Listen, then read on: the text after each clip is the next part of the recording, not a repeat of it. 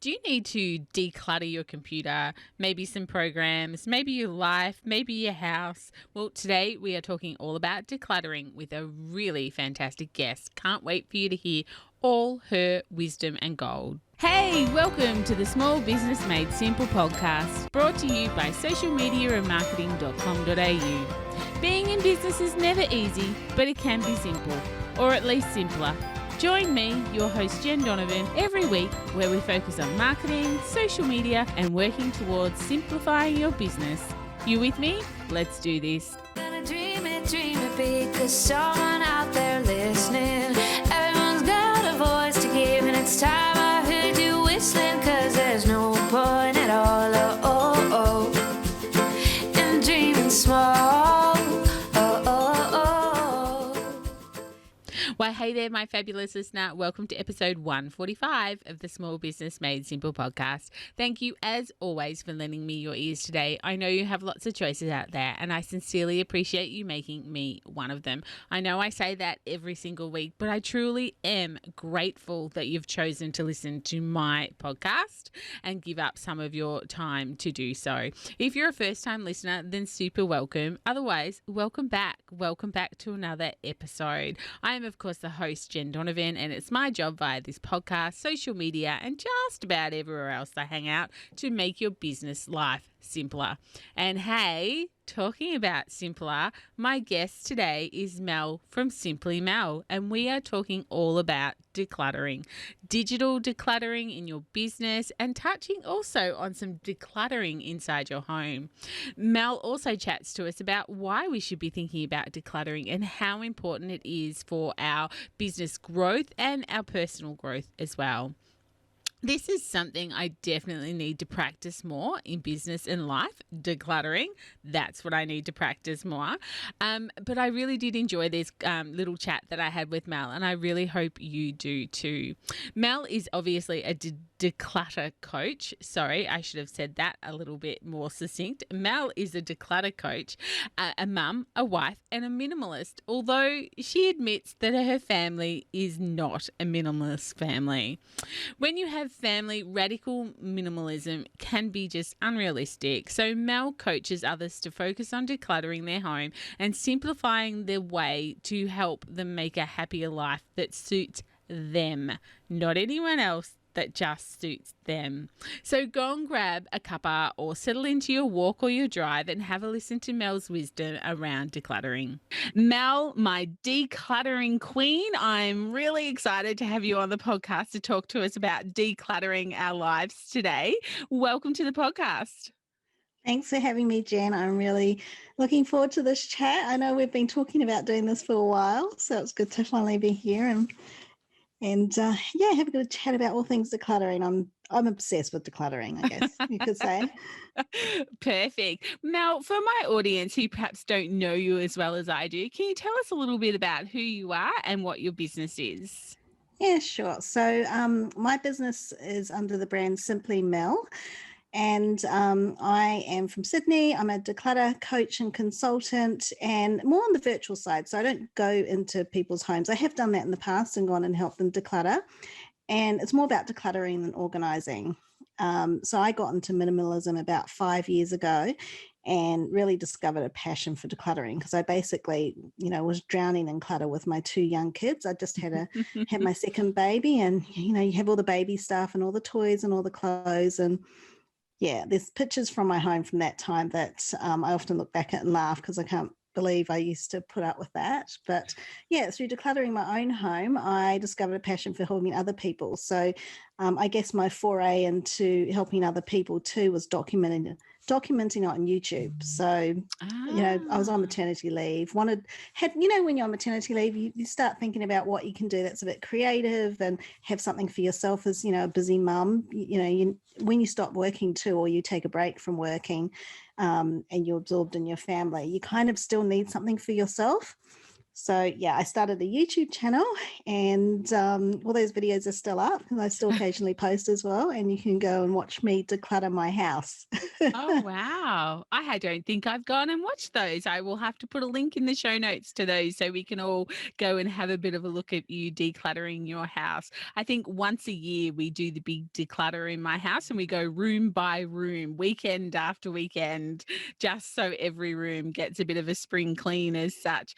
But I guess my audience on the podcast today, Mel, is mainly small business owners. So I know you talk a little bit about digital decluttering. So, can you tell us a little bit about digital decluttering and how that can help the small business owners, some of which are thriving, some of which are in lockdown, some of which are pulling their hair out at the moment? So, across the board, how does digital decluttering, what is it and how does it help us?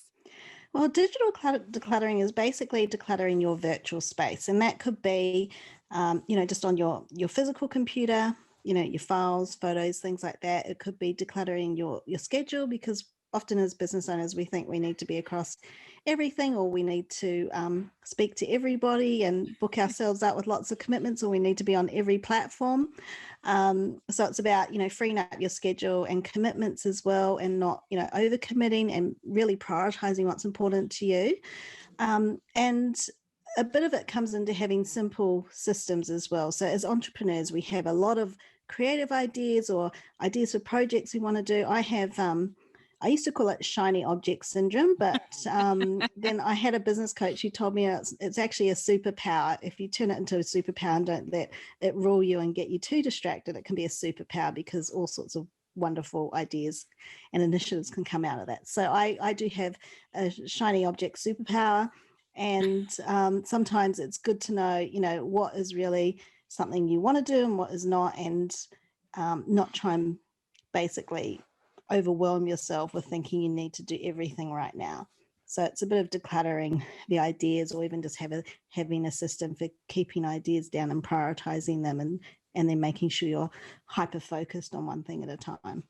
Yeah, okay. So what's the first step? So what little pieces of gold can you give us for decluttering our digital presence?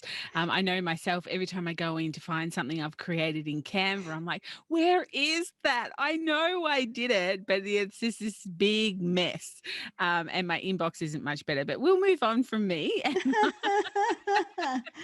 Well, things like files, I would say folders, folders, folders. So Yep. I always say decluttering is key, but also folders on the organizing part, categorizing things so that you can find things again. But also, as you go, knowing what is really important for you to keep or not. So sometimes I might Mm, create a graphic or a post in Canva. I might create 3 different versions of it and then pick the one that I actually want to push publish on. I might not like the other 2. So I've been trying to get into the habit of deleting things as I go, rather mhm. than just letting everything sit there and pile up, because, 80% of it you'll probably never use again. Same thing with my YouTube videos. I have a lot of raw footage. And so what I tend to do is keep the raw footage on an external hard drive and save the final one, to the end platform, but also on my Google Drive. I love Google Drive for my final files, but I don't keep all the raw footage onto Google Drive, because I know that the chances of me going back and using that footage again is pretty slim. But I have it on the external backup drives if I need it. And then maybe in a couple of years, when I look at those videos and go, that was terrible, what I do now is so much better. I can actually wipe those drives and reuse them. Yeah. Yeah. So I try and do things as I go. And it's even when I take a lot of pictures for social media on my phone, I try at the end of every week just to go through and select all the ones that I haven't favorited, because you know how sometimes you'll take 10 photos of your kids and then you'll have a couple of favorites. What I do is I favorite a couple of them, and then either the same day or maybe later in the week, I'll go back and delete all the ones that I haven't favorited, because I know I won't use them. Yeah, right. Talking about your phones, I used to love it when we used to be on airplanes with nothing much to do. That was my one job. I used to go through my like 2000 photos and just delete all the ones I didn't want anymore. And, because I was on an airplane probably once a quarter, it was a good way of doing it. But now there's no airplanes. So I don't have that downtime anymore to do that. So, yes, my phone has a lot of photos in it for sure. You mentioned just earlier about when we were talking about decluttering and you were talking about not filling your schedule up. I think that's one thing small business owners find really hard, especially ones that are probably more service based that are taking appointments quite often. What are your tips around saying no? Well, I think, yeah, it's hard because I'm a people pleaser by nature. So a Hmm. lot of people, you don't like confrontation or you don't feel like you're letting people down. But I think people respect you if you give it a reason. And sometimes it's not no forever. It's just a no right now. I don't have Yeah, time for it. good point. Yeah. So, if I'm not a huge person on, I don't have a huge following on social media, but there have been a couple of people where I've met and we thought, oh, maybe we'll do a collaboration on a podcast similar to what we're doing today. And then my schedule gets full, or you might, start listening to podcasts and feel like it's not in alignment with what you're doing. Or they might, have suddenly just dropped off the face of the earth and not podcast anymore, but they still want to come on your podcast, and you think, well, I don't know if that's aligned. But so it's okay to say no, not right now. Even if it's not no forever. And I think, there's a lot of scripts out. I'm in a lot of Facebook groups and I see a lot of people giving advice on a really kind way to say no so that you don't feel bad. And you really do have to respect your time Yeah. because there's only 24 hours in a day. And so prioritizing is really key. Yeah, we can't be Mm. everything to everybody all the time.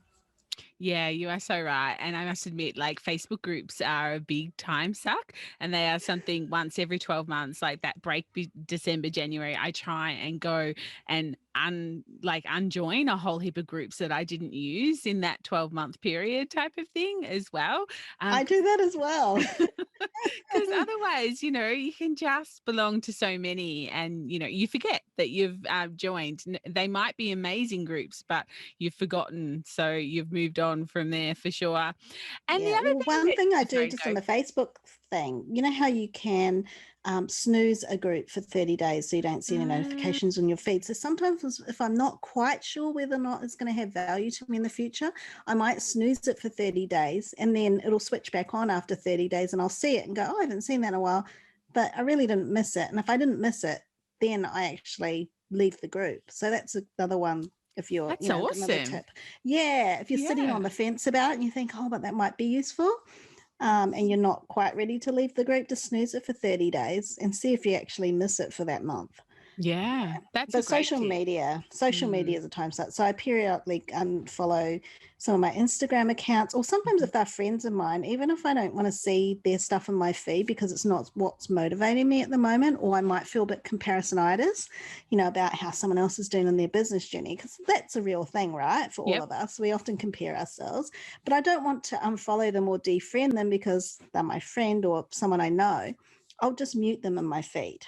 Yeah. Yeah. Yeah, no, So I'm doing a bit of that at the moment just for my own little sanity, I guess, being the way the world is at the moment, which is, I guess, a really good segue into my next question, which was you mentioned earlier about decluttering mindset. So I just wanted to touch on that as to what that looks like. yes, well, a lot of it comes from the external stuff that comes in and influences the way we think about stuff. So again, the social media is a huge thing because we'll often see what other people are doing, or even just on your Facebook feed. I'm in lockdown at the moment, having to isolate 14 days.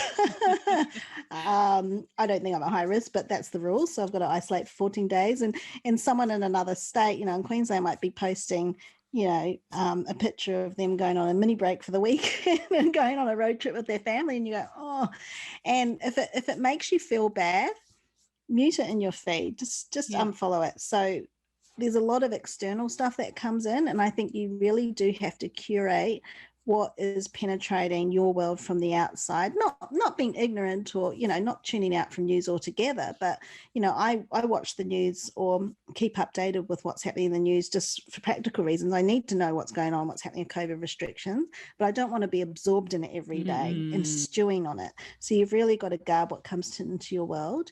Another big thing is making sure you don't pick up your phone first thing in the morning. Okay. Yep. And so I do this thing that one of my coaches, Carly Marie, talks about, and she calls it scribbles before scrolls. So rather than saying I'm not going to look at my phone for an hour, you say, before I pick up my phone today, I'm just going to get my notebook, my journal and a pen, and just brain dump anything that's coming out of my head. And it might be total gobbledygook, but I think it's just getting, your thoughts going. And sometimes, I get my best creative ideas from that undumping process from my brain. Yeah. And that helps declutter my mind as well. And that's really important to do before you let anything external in. So I don't like to give it a time frame. So I don't say, I'm not going to look at my phone for 2 hours in the morning. But I do say, before I look at anything external, I'm going to have a shower, because a shower, lots of white noise, nothing penetrating your world. That's when I get a lot of my best ideas. And I might journal for a bit, even if it's like a couple of paragraphs or even sometimes a couple of sentences. And depending what mood I'm in, it might just be my to-do list. But if I'm in a more creative mood, there might be some great, ideas for social media posts or videos or podcasts I want to record, that kind of thing. Yeah, right. Yeah. My audience is well aware that mine is my bath. I have great ideas come to me at the bath, but that's not a morning thing, I guess. That's an evening thing. But yes, I'm quite often seen racing back up to the office to get a pen and paper to write down this brilliant idea before I forget. So I think it is that, having that opportunity to clear and to let your mind be creative, because we are so busy. I did hear a mindset coach the other day. I was listening to a podcast say, with the news, watch 10 minutes a day, know what you need to know, and then move on. Don't switch it on again. But I think you make such a valid point with, be really aware of who you're letting in and what you're letting in, because I think that can really, not only in our personal lives, but definitely affect our business lives as well, especially if you're a solopreneur. Yeah. And I think at night, sometimes as business owners, we can stay up at night. Our minds are so awake, and it can stop us from sleeping because we have so many ideas, or I've got to do this and this and this. I don't know if you remember that Sarah Jessica Parker movie called I Don't Know How She Does It. And she's like a busy working mama too. And she's lying in bed, like wide awake. And they do the voiceover where she's like going through her to-do list in her head of, I've got to do this and I've got to do this and I've got to do this. And she goes, oh no, that's hubby's job. I'll put that on his list. Hang on, he doesn't have a list. He doesn't have a list in his head. And I've been doing this for quite a few years, where if I have something on my mind that I know I need to do, I'll either write it down or put it on the notes app in my phone, or even do a voice note to myself. Sometimes I'll just pick up my phone and go, Siri, add a note that I need to blah, blah, blah, blah. And she'll write the note for me. Yeah. That's a new thing I've been doing, so I don't even have to type it in myself. Yeah, but I'll do that so that I'm not holding it in my head. And I think when you hold things in your head, it stops you from being able to focus, or it stops you from being able to relax and sleep.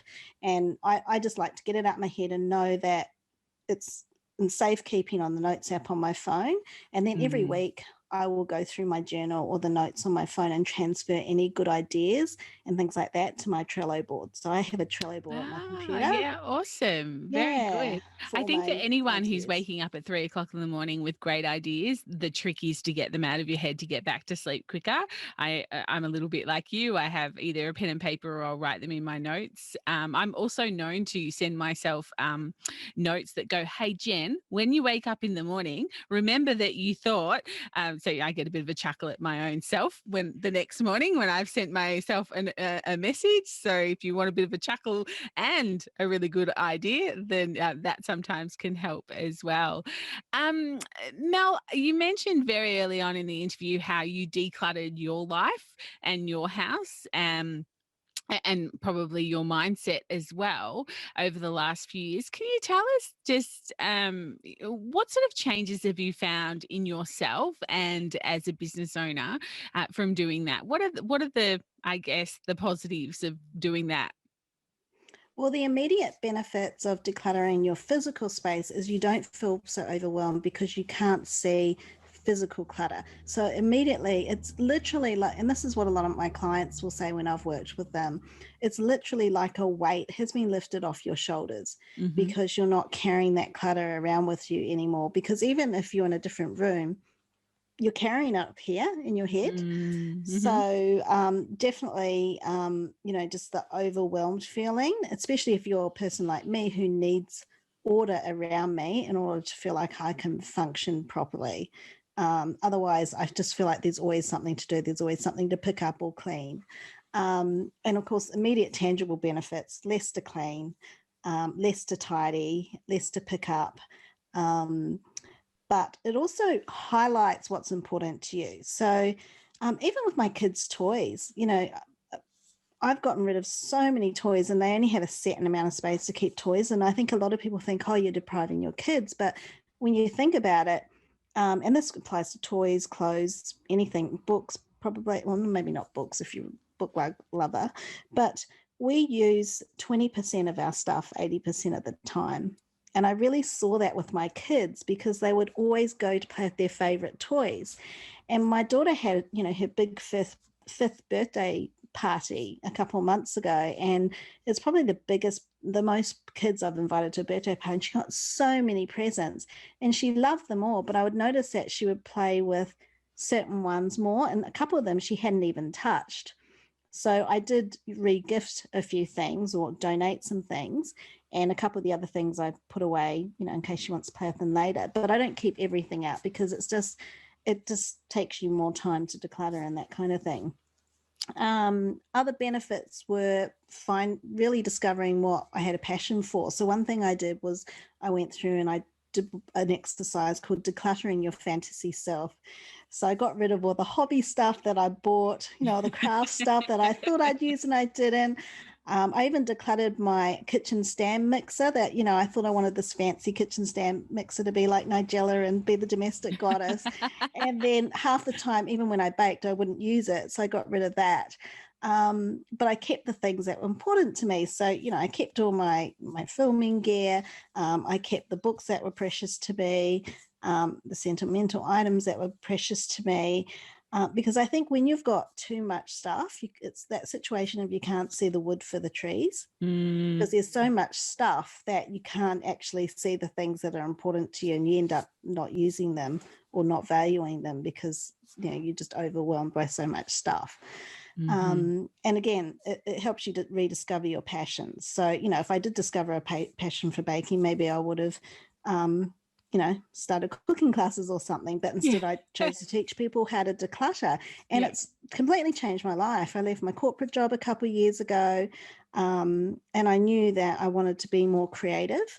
And I think too, as you grow up, you're kind of conditioned to, follow a certain path. You go through school and expected to go to uni, get your degree. Well, I was, and I was even expected to do certain subjects at uni by my parents. But when I decluttered everything, I thought, I've got this craving to learn how to make videos and to write more and things like that. And so I discovered a creative part of myself that I thought I'd lost. I was very creative as a child. So yeah, when you clear all that stuff away, it really becomes apparent, what your passions are and the direction you think you want to go in life, which was a total unexpected benefit. I thought it was just physically decluttering my home so that I didn't feel so overwhelmed and tired with all the cleaning up I had to do. Yeah, that's amazing. That I don't think I've heard that story before from you, Mel. So yeah, that's I love that. Like just by doing something you think will help you have a tidier house could actually bring you so much bigger benefits. I know we did some things together last year, and I remember hearing you talking about decluttering, and I decluttered my kitchen drawers after a conversation that we had, but I didn't throw it out because I don't like throwing things out, but I put them in buckets. And you know what? I haven't touched those buckets in what is now about 7 months. So all of those kitchen implements that I needed to buy, I actually haven't gone looking for. I think maybe the melon baller came out at during summer that perhaps it was more winter when I did the pack up. So it's really interesting when you take things away, like you say, to really learn exactly what it is that you need and exactly what it is that we use. And for the toys, myself, like my baby is 17, so I've got 21, 18 and 17 years old. And the things we've kept are the Lego and the train tracks and the My Little Ponies type things. Other than that, everything else went. So, That's what are you going to, fantastic. yeah. So what are you going to keep when they get older? You think they need all these things, but really they probably only have a few treasures that they want to keep in the end. So Exactly. yeah, really interesting. Mel, this has been such a great chat. I think there's been so many pieces of gold in here. Is there anything we haven't covered that you just wanted to chat about before we wrap up? Well, I think a lot of people, they watch a lot of programs, like Hoarders or, a lot of the TV shows, which That's are one of great my because, favorites. yeah, there's Space Invaders on Channel 9 at the moment. You can watch it, I think, on demand because and I'm just about to film series 2, actually. And I love Peter Walsh. He's an organizing guru. And I think he was on Oprah quite a few times as well. He's written a lot of books. And I love those programs. But you've got to remember when you watch those TV shows, it's not always realistic because they do it in such a short time frame. They have big teams of people that come in and then they get the junk trucks and take everything away and get salvos to come in and take everything away. And I think people start decluttering and they expect that to be the case for them, that they can do it all within a weekend or a couple of weeks. And I think you need to be patient with yourself and also remember that decluttering is like a muscle. So it can be really hard to declutter the first time because you're not, you haven't built up that muscle. So making those decisions about what you're going to keep and what you're going to let go can be really hard, particularly with the harder categories like sentimental items. So for me, it took me several rounds of decluttering my whole house, and some rooms took more rounds than others to really get it to the state it is now. And there's even now these things that I see and go, oh, I need to redo that room because I feel like I'm ready to let go of even more stuff that we just don't use. So yeah, those shows are good for motivation and inspiration, ideas on how to declutter and how to organize, but it's not realistic. So, usually it takes time and you've got to be kind to yourself and just, it's like anything, practice makes progress, and you fine tune your sense of basically how comfortable you are at letting go of things. Yeah. So it's like your decluttering muscle gets stronger in a sense. And sometimes you get euphoria from walking into that room going, oh, it's so much nicer in here now. Now all that other stuff is gone. I find that with my desk. I sit down, like I decluttered my desk the other day. I was like, oh, wow, this feels so much better. There's only like one sticky note as opposed to 300 sticky notes that all have something important written on them. And my big tip is to always take a before picture and an after picture. Yeah, because then you can really see the difference and it gives you such a sense of achievement. And particularly if you've got a lot to declutter, take pictures along the way. So if you feel like, oh my God, I just have not made a dent in this room or this cupboard or whatever, and if you have another go at it 2 months later and look at the photo from 2 months ago, you'll actually realize that you actually have made quite a bit of progress. You just can't immediately see it because it still looks like there's a lot less. And I take photos of what the piles of stuff I've decluttered as well. I mean, for social media, but it helps to motivate me. And I go, hey, actually, good job. I actually got rid of quite a few things. Oh, awesome. Mel, this has been so good. Thank you so much for giving up your time in lockdown and in isolation. I really do appreciate it. If anyone wants to get in contact with you, what's the best way to find, where will they find you?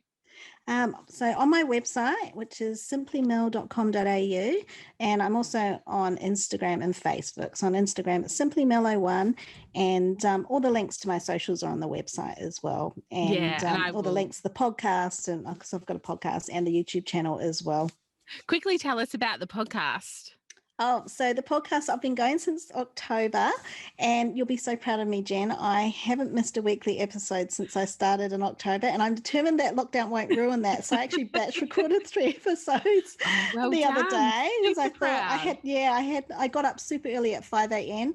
5 a.m. the other day because I couldn't sleep because, lockdown vibes and everything going on. So I thought I'm going to be really productive and I'll smash it out before everyone gets up. And so now I've got some going through to August. So, Beautiful. even with everybody home and the chaos, I know I'm still going to be able to do that. So, I talk all about decluttering and minimalism, and I interview some great guests on there as well. About, sort of things related to simple living, not necessarily always minimalism and decluttering, but related topics. So, and what was the name of the podcast? Sorry. Simple You, and it's Simple on all You. major podcast platforms, or you can access it through my website. Beautiful. I will have the links to all those in the show notes as well. But Mel, thank you so much for your time. It's been great. Thanks so much for having me, Jen. And it's so nice to talk to someone other than my family while I'm in lockdown. Oh, dear. Only in 2021. Yep. Thanks, Jen. I really hope that you enjoyed that chat with Mel. All her links to her podcast and YouTube and website and socials are in the show notes. So the show notes, of course, will be sitting at socialmediaandmarketing.com.au/145. But again, I hope you really enjoyed that chat with Mel, and she's inspired you to maybe do some decluttering in your life. When I was listening back to this episode, in production, I actually got up my Canva files and started deleting and filing them and decluttering them. So clearly she inspired me to take action. Now just for my inboxes, but that's a whole different story, and I may never survive decluttering my inboxes.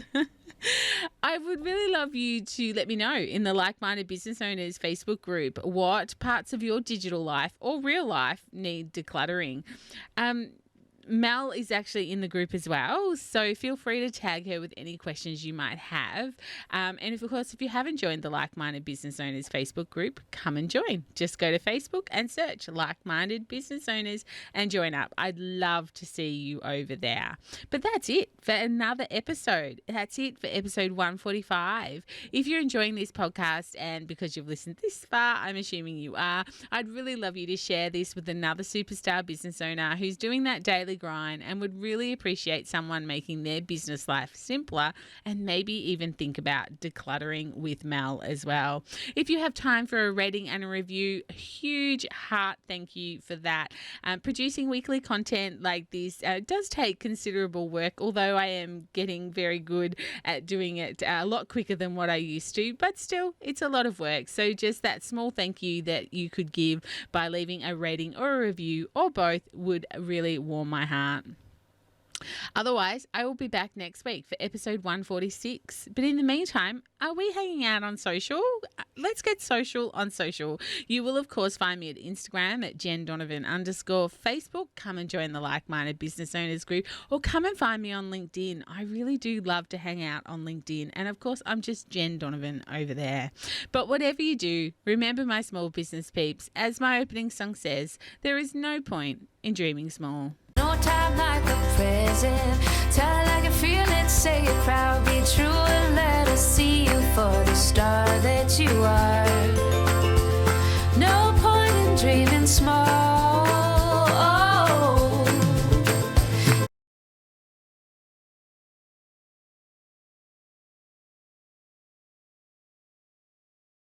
I would like to acknowledge the traditional custodians of the land, the Yorta Yorta people, on which I record this podcast and conduct my business today, and pay my respects to their elders, past and present. I extend this respect to the Aboriginal and Torres Strait Islander people here with us today as well.